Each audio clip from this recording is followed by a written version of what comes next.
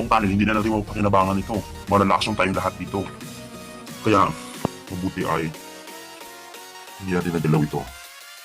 Makapansin niyo po mga kasama. Yan, lason po yan. Poison ito. Once na makaking yung katawan mo mga tapos masisira na. Kaya sige, tanggalin ko yung apat na yan. Huwag na kami hunters. Paikis siya. Kumpas ito. Or kasi ang Y siya eh. Sumisimbolo din kasi yung B-shape na ganito, parang B-shape. Yan. Okay. Goggles ito ng I think sa Japanese noon. Yung pag sa Air Force, nakikita ko yan eh.